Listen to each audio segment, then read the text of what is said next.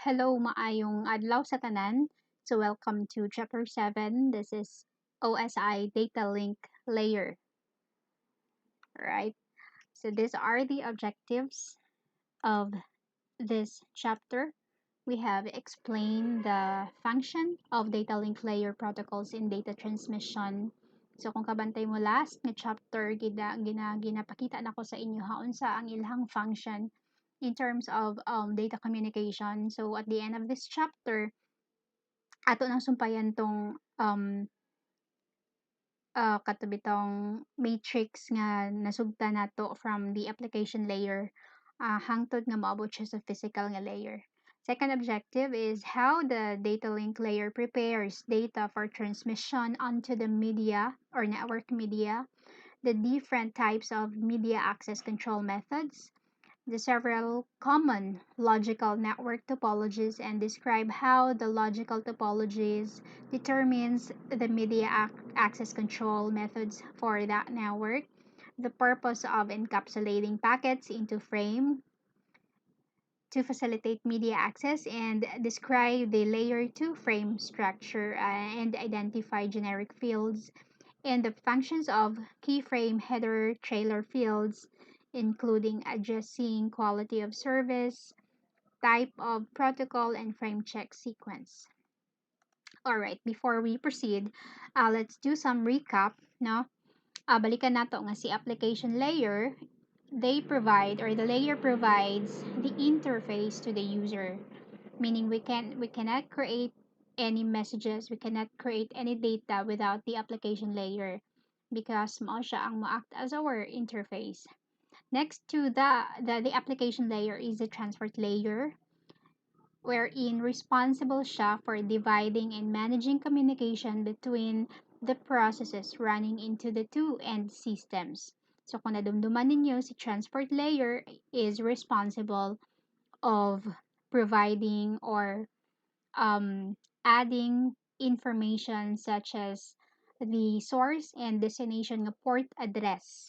Meaning to say, kung unsa tong gi-activate nimo dinhi sa application nga part, hatagan to niya, dapat makabalo si transport layer kung unsa to ang corresponding port numbers sa source and sa destination. So once i-encapsulate na nato siya into a network layer, the network layer will organize the communication data so that it can travel across internetworks from the source host to the destination host. So, i-recall nato nga sa network layer ang iyahang gina-add nga information during encapsulations. Encapsulation is or are the logical addresses or the IP addresses. All right. So, para sa network layer packets to be transported from the source host to the destination host, they must traverse different physical network. And then, kani nga mga physical network can consist of different types of physical media, right? So, again ha, para ang network layer makaya niya og traverse ang atong packets no from the source to destination, kailangan niya kailangan sa ato ang packet nga mo travel dito sa mga physical network. So, sila tong mga copper wires, sila tong mga different types of physical media, no? Mga cables, mga microwaves man na siya, mga optical fiber, and satellite link. Now, the network layer packets do not have a way to directly access this different media, right? So, unsa man lang day ang access ni network. Ang nahibaluan lang niya kung asa ang source IP o asa ang destination nga IP. But as to unsa nga media ang gamiton, no, kung wireless man na siya, copper man na siya, fiber man na siya, dili na responsible si network layer ana. That is because it is now the function of this chapter, no, the OSI data link chapter, to prepare network layer packets gikan sa network na layer for transmission and to control access to the physical media. So again, So dinhi pa lang sa atong recap 'no, akong gipakita sa inyo ha, kung unsa tong flow gyud 'no, unya unsay connection ni network layer padulong kay data link layer. So again, si network layer wala na siya pakialam kung asa moagi ang data, asa nga channel siya moagi, kay function na to siya ni data link layer. Ayan, so it prepares the packet from the network layer for transmission and control access to the physical media. Right, so mao ni siya atong data link layer o aside data link layer. So kung tan-awon nato na siya sa TCP/IP, siya si kinsa ni siya. Na belong siya sa network access nga layer combined with physical layer. So data link layer prepares network data for the physical network. So when we say network data, kato na siyang data nga na-encapsulate na ni network gikan sa application pababa, right? So pasabot, ang i-facilitate ni data link layer katong mga details nga gikan pa lang sa application transport network hangtod nga niabot sa iyaha. So data link layer will see to it nga ma-attach pud niya ang tama nga information para lang ang imuhang packet maka-travel sa designated nga network types, no? Sa media type, no? So later on mahibala nato unsa i-attach dayon ni data link layer. Alright? Okay, so data link layer provides a means for exchanging data over local network. So the layer performs two basic services. It will allow the upper layers to access the media using techniques such as framing. Another basic service na gina-provide ni data link is gina-control niya how data is placed onto the media and unsaon pud pagdawat from the media using techniques such as MAC and error detection. MAC is a media access control. So these are the concepts of this chapter nga kailangan nato timan-an. We have frame, node, media or medium or physical networks. Basically gabalik-balik lang ni sa uban pud nga mga chapters. Okay, again, so isa ka services nga gina-offer sa ato sa network ni data link layer is to support the upper layers. So, data link layer relieves the upper layer from the responsibility of putting data onto the network and receiving data from the network. This layer supports the communication processes. So, kanilang mga naka-highlight akong basahon ha. So, another is accepts frame from the media and encapsulates the frame and then forwards the packet to a new frame appropriate to the medium for the segments of the physical network. Okay, another service na gina-provide ni data link layer is the media access control method. So layer 2 layer 2 protocol specifies the encapsulation of a packet into a frame. That means from a network packet, kapag kasi sa data link layer naka-attach na siya atong very important nga information nga dapat niya buhaton, ma-change na ang ato ang PDU dinhi. Anya mahimo na siyang frame, right? Ano ta? Frame. Ayan. And the techniques for getting the encapsulated packet on and off each medium. So, isa na siya sa ginatanaw sa ato ang data link layer. So, gagamit siya og media access control method para buhaton ni siya. So, for the data to be transferred across a number of different media, different pod nga media access control methods may be required during the course of a single communication. So the MAC method describes by the data link protocol defines the processes by which network devices can access the different media and transmit that frames in diverse network environment. All right. So again, more of the functions of our data link layer. It governs how to format the frame for use onto the media. Meaning to say, si data link layer responsible siya to convert the data depending on the type of media nga gamiton or kung asa siya mo travel. So say for instance, copper or UTP ang gamit nga media to isa ni to transmit data from a PC to a router. So pasabot si data link layer kailangan niya i-format ang frame para mudagan siya dito sa media nga UTP. If ang connection na pod is like this now line of sight ba kaha or unsa wireless ba kaha kailangan na pod tan-awon ni data link kung unsa nga frame format ang intended ato kay para lang successfully mo travel siya dito sa media. Ayan, okay? So pasabot different protocols may be used for different media. So at each hop along the path, an intermediary device will accept the frame from one medium. No, so say for instance, kani siya, pag send ani ni PC, automatically madawat ni router no from the media ang katong frame. So ang buhaton ni ani nga router, so i-decapsulate niya ang frame and then forwards the packets into the frame. But kaning decapsulation nga buhaton nato dinhi wala gid nagpasabot nga ibalik niya into the application nga part no. Nga naman wala na may screen si router, wala na may monitor si router. So ang tawag ani is katong process nga ipasa na ni router padulong sa intermediary device, tawag ina is packet forwarding. So with that case, naay chances nga magstoryahanay ang mga devices diha no during decapsulation para lang mas ma-assess nila nga oy para ba sa ako ni siya nga frame or not.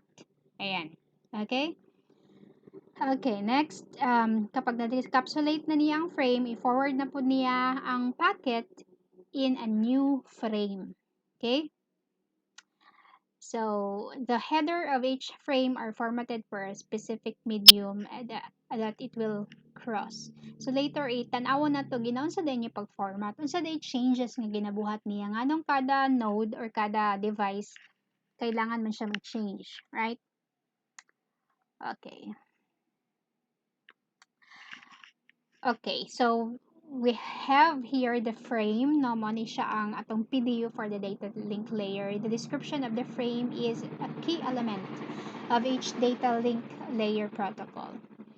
So ang atong ginatawag na frame siya tong naga-control sa information, no? And that information may tell kung asa nga node are in communication with each other. So, kano sa ang communication between individual nodes begins and kano sa siya mo end. So, dinhi po nimo makita sa frame kung kano sa mahitabo ang errors while the node communicated and then unsa nga nodes will communicate next. So, function na siya sa ato ang data link layer. So, part sa ato ang data link frame is the data, the header, and the trailer. So, when we say header, it contains control information like addressing that is located at the beginning of the PDU. We also have trailer. It contains information added to the end pod sa ato ang PDU. Alright? So, ani na siya. So, ato ra nang balikan niya. So, basahon na lang nato. Again, layer data link is responsible for controlling the transfer of frames across the media. All right.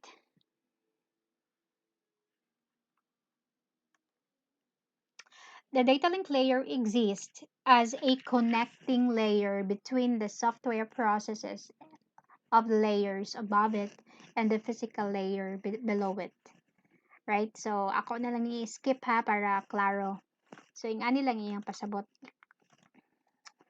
So, pasabot po, murag si data link, mura siya og mediator ba para lang ang software implemented sa upper layers can communicate to the hardware implemented sa lower layers. No?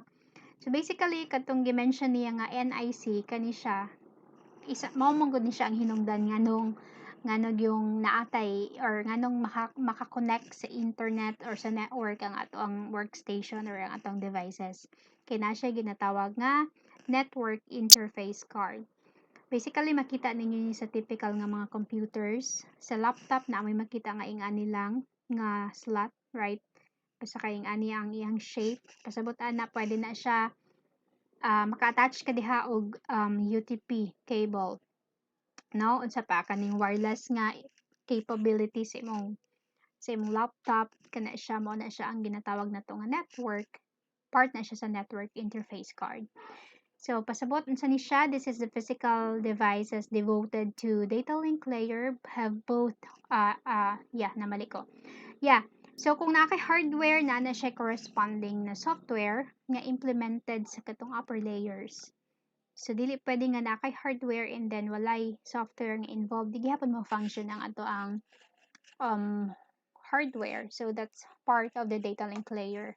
So these are the standards, protocol, and standard used by the data link layer. So kapag wireless nga LAN ang gamit nato na standard nga gi-provide si IEEE.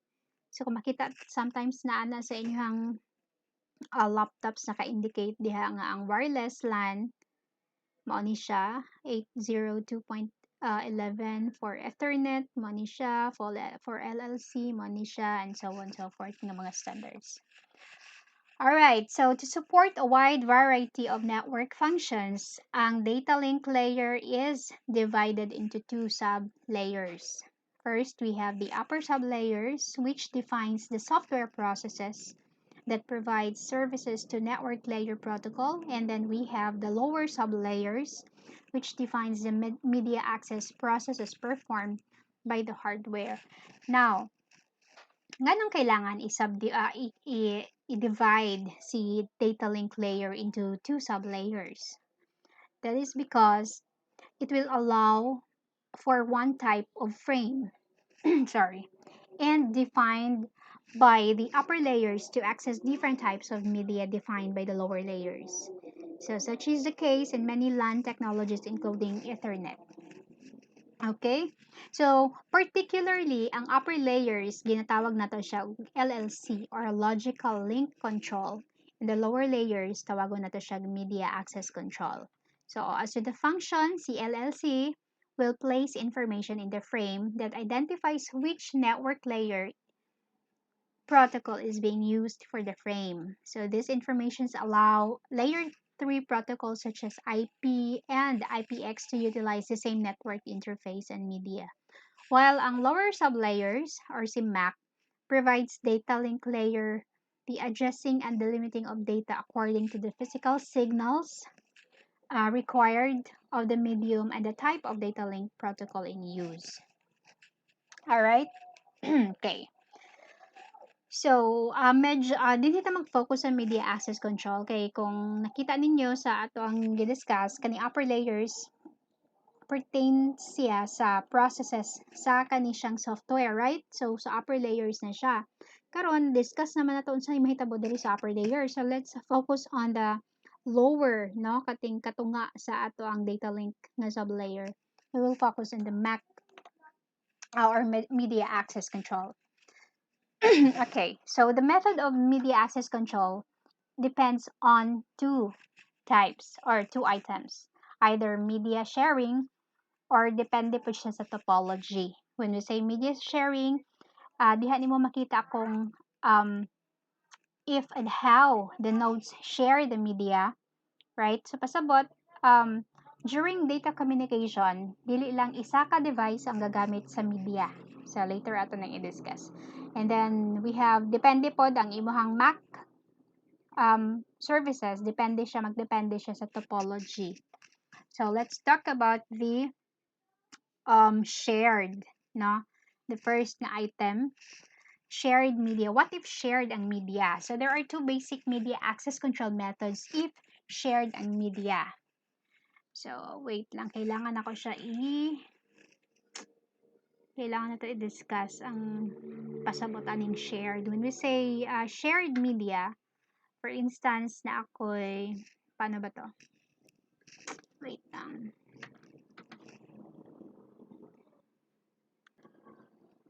Yeah, allow me to use the packet tracer for illustration. Okay. So, assuming, when we say shared media, assuming na ako'y isa ka router, and then I have switch, yan, and I have, naman ay sorry, and devices, ang kanilang sa doha. So let's connect the devices using a LAN from this PC to the switch. Okay. So based sa akong gibuhat, dapat ma-determine ninyo asa diha nga part ang shared and not shared. Okay? So kung tanaw na to diri nga part, bisag kanilang disregard na nato ni siya. So when we say shared data pasabot, I mean shared nga media pasabot, dili lang isa ang gagamit ana nga media, right? Okay. So kung tanawon nato ni siya nga cable dinhi nga part kani, ang gagamit ani nga cable is only PC para lang makasend siya or makagawa siya sa iyang network padulong sa switch, right? So pasabot, these two channels here are not shared nga media. Kay sila raman mismo ang mogamit, wa may lain. Di man pwede nga kani siya nga PC mogamit siya ani nga wire, no. For sending, no. Kay from here, diretso naman siya dito. Right? Pero depende, no, kaya ang atong topology nga gigamit is a star topology. But what if wala ni siyang central device? So, na chances nga mahimo siyang PC to PC. So, with that case, mahimo siyang shared. So, dinhi sa kani nga scenario, kani nga part is the so-called shared media. Okay, shared media. Nganong na-share siya? Because si PC, kung mo send siya pagawa sa iyang network, kung gusto siya mato sa iyang gateway, kay para lang makagawa siya sa iyang network, moagi siya ani nga media or nga wire. Si PC1, if gusto siya na i-send somewhere over the network, moagi siya dinhi nga wire. So with that, nahimo ni siya nga shared nga media. Now, atong tanawon dinhi kung unsay mga methods nga ginagamit ni Mac or ni Media Access Control if it's shared media. So, pag shared ang media, gagamit siya duha ka methods. We have controlled. The other one is contention-based. When we say controlled, kada node has its own time to use the medium. So, shared, no? So, pasabot po. Sa controlled, kani nga PC, na siya kaugalingon nga time para makagamit ani nga media. Kani pud siya, na pud siya kaugalingon nga time para makagamit sa media. But they cannot do it simultaneously, right?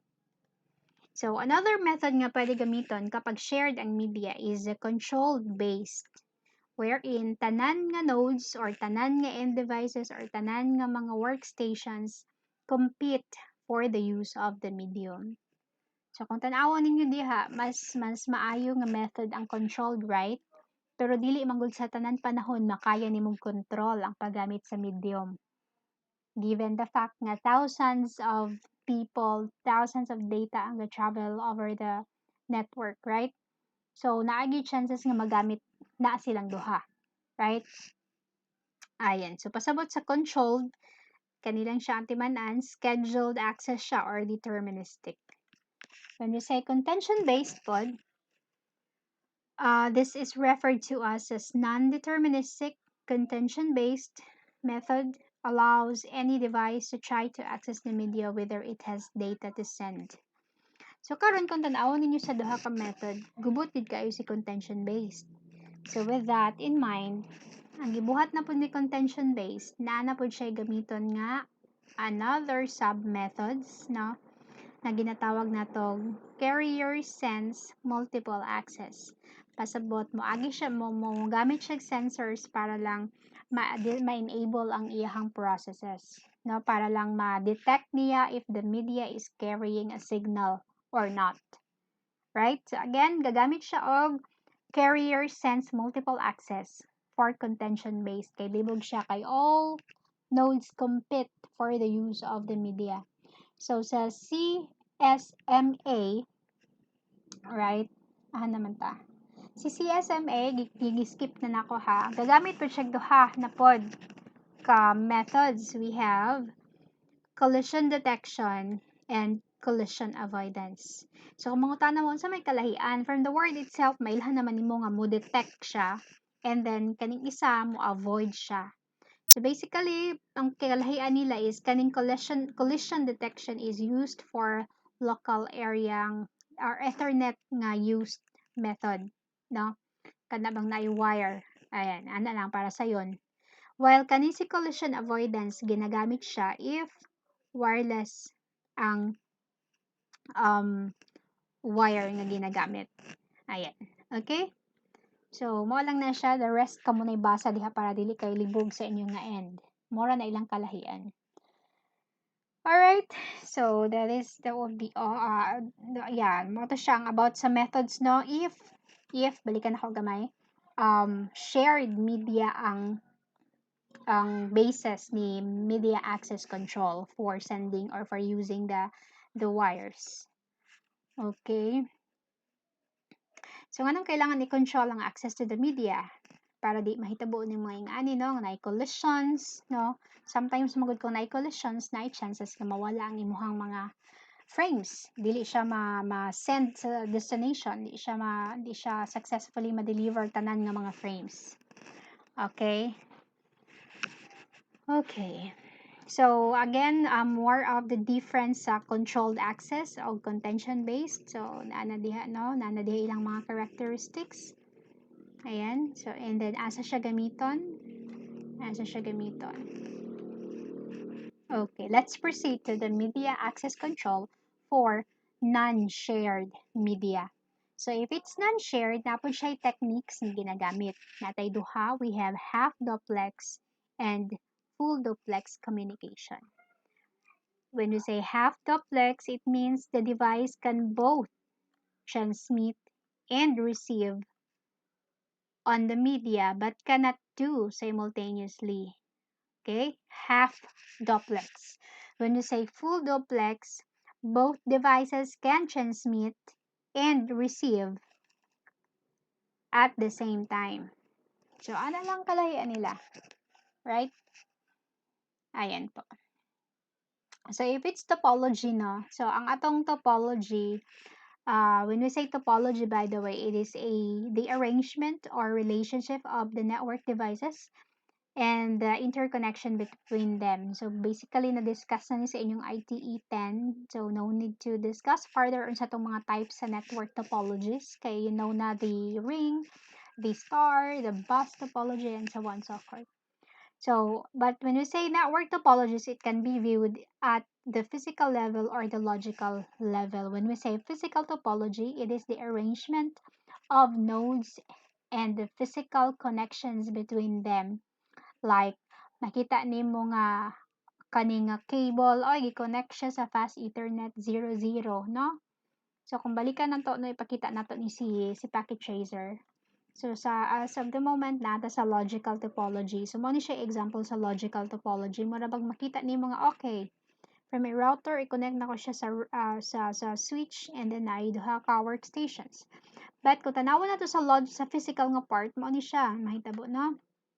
So, click na ko na siya, maadto ko sa office, and then the wiring closet. Ayan, physically makita nimo asa jud gi-connect ang mga wires. Asa nga interface, and then ma-check nimo nag-on ba ang mga PC and so on so forth. That's the physical topology. So basically sa mga laboratory na to dinhi man ta mag-focus sa logical, no, right? Kay dili man pud ta pwede maka-actual. Okay? All right. So mo to siya ang kalahian sa duha ka topologies. So again, when we say ano man ta? Topology ang basis ani na. So pag topology, ayan, kung ingani imong network point to point, okay lang. So kung balikan nato tong shared nga media, for sure kaningang multi-access nga type, mag-shared sila sa media. Tanan nga mga devices mo gamit sa media, including the ring type. Alright? Okay. So, more naman to siya ang point sa ito ang media access control using topologies. So unsa pa importante dinhi nga wa na ko discuss. Yeah, mano wala diri akong kailangan i-discuss sa inyo. So kaya ninyo ni sabton, right? We have the data link layer frame unsay naa sa iyaha, gi-discuss na gaina sa previous nga slides. And these are the items of your frame header. Ayan, na siya start sa frame, source, and destination address mo ni pinaka-importante, right? Including data and uban pa nga mga items. Okay, so mao ni siya ang role sa atong header, right? Na siya start, na siya address, na siya type and length niya, of course, ang imong data. Okay, gidiscuss na dili kung saan na sila define na siya din. Okay, tingnan na ko siya basahon, no? So, but then, when we say data link addressing, nani siya bearing sa, like, unsa nga information na ang ibutang or i-attach gid ni data link layer sa imuhang network packet para mahimo siyang frame. Okay, asa naman to nga nang ura gula dire. I-skip ko na ha. Diri na siguro ta diretso. Yeah. Asa dito nga chapter makita nga mapakita nako sa inyo ha nga mao day ni siya ang mahitabo sa kada pagdawat niya sa frame basic sa next chapter. Anyways, so ingani lang siya unsay role ni data link layer sa communication process. So take note no nga si network layer ang mahibal-an lang niya is kung asa gikan ang data kinsay source, right? Unya, kinsa pod ang destination. Mo na ang nahibalan sa atong network layer, right? But then, as to the specifics, like asa nga pasikot-sikot dito sa destination, like for instance, destination, like kanang kung unsaon gid para maabot siya sa destination, di na siya function in network. Basta kay na-indicate lang niya nga ang source is si number 192, si IP address 192.168, blah blah blah, and so on and so forth. Ang destination is kani siya sa siyang address. But as to kung asa ipasa ni source, no? Like for instance, balikan na to si packet tracer na memory kailangan din nato siya. Wala ko'y nabuhat daan nga sample. Okay, assuming na ako'y daghan diri nga routers, right? Okay. Sorry. Router, serial to serial. And then this is serial to serial. Serial to serial. Ayan, daghan na kay tag pathway no towards the destination. So assuming din hina ni iyang destination. Ayan. And then we have that. So si network layer, sample lang si PC0, gusto siya mo send og data padulong kay PC2. Si network layer, kabalo lang siya sa address ani niya o sa address sa destination. But from here, wala na ipakialam sa network layer kung asa niya ipasa. No? Di na to niya function kung kinsa ang next nga ambak asa mo padulong. Kay function na to siya ni data link layer. So, kung tanawon man gud nimo daghan kayog ways. Pwede ambak ka dinhi, agi ka didto, o agi ka dinhi. Pwede pug dinhi sa pikas. Pero wala pakialam sa network layer ana. Kaya ang nahibalan lang niya nga address diri og dinhi. So, ang responsible para lang madawat siya dinhi nga part is si kinsa ganito? Si data link layer na. Balikan nato si slides. So, assuming na ako natay gi-indicate dinhi nga kaning address, right? Ang source is 5.1 and then ang destination will be 54.3. Now, i-assume na to nga Okay, gamay sana ako. Lisod man din nga chapter.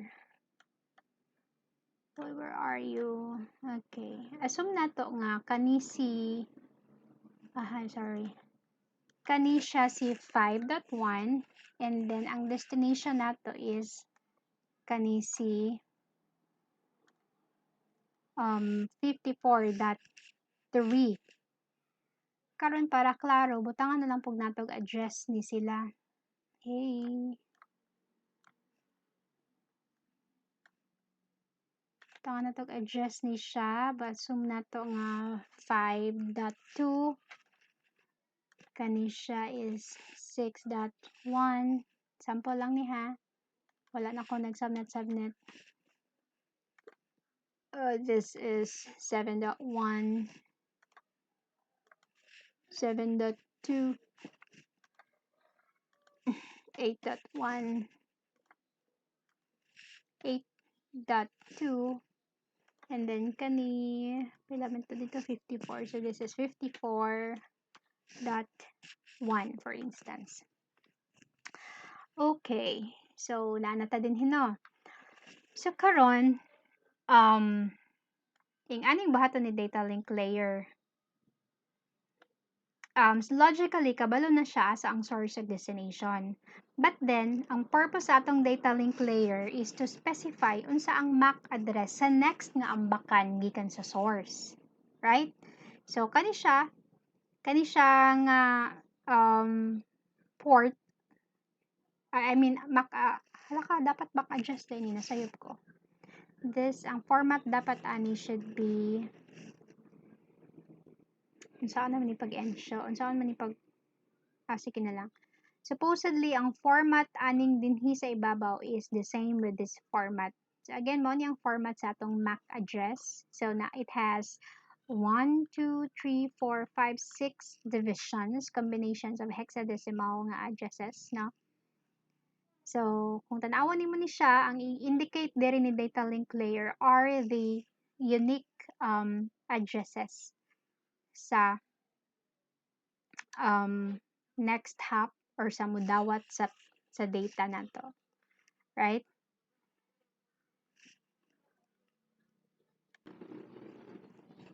Okay, so ing ani lang gid ang timan-an nato during packet forwarding pasabot if si PC naka-forward na didto ang network layer nga source of destination logical address will not change, right? But then ang iyahang destination MAC address will always change during forwarding. Ano man, mapulihan man siya, no? Mapulihan man, kantahay na diri ang data nimo, kay maabot na siya, dapat paabot na nimo dinhi. Kani nga router dapat i-re-encapsulate niya ang packet into a format nga ma-determine sa ato ang network kung asa na pud siya moambak next. So para buhaton na, ang buhaton ni data link layer is specify niya unsay MAC address sa next hop. Na unsay MAC address sa source. Kay para lang ma-determine niya nga ay padulong dai ni ato nga MAC address. And kung balikan niya ang logical address, ma-determine gihapon niya nga ang source si 5.1 and then ang destination is 5.54.3. So, dapat dili mawala ang pinaka-source o destination nga logical address kay mautoy murag mapa sa kada devices nato para makaabot siya sa destination. And para ma-forward siya to the next nga hop, dapat si data link layer ma-change niya ang address sa MAC address sa source o destination kay para lang maabot siya sa destination. So, for instance, nanata dinhi, niabot na. So pag-check niya nga oy intended for that router man ang katong MAC address. Nya gi-check niya ang logical address remotely connected sa iya pero moambak siya dinhi. So pag ma-determine ani nga router nga dapat siya moagi dinhi mao ni ang best path para makaabot siya dinhi, i-re-encapsulate niya ang packet and then pulihan niya ang source nga destination ang source as siya iyang MAC address and then the destination will be the MAC address of this node. But then nagpabilin nga ang logical address or ang IP address kani gihapong 53 and 54 for the destination address. I hope nga nag-gets ninyo to. But then ang next chapter posible nga mas maklaro na nato ang kani nga part sa data link. Okay? So thank you so much for listening. Magbuhat ko another lecture for the next chapter para mas klaro pa ning data link layer. Okay, bye.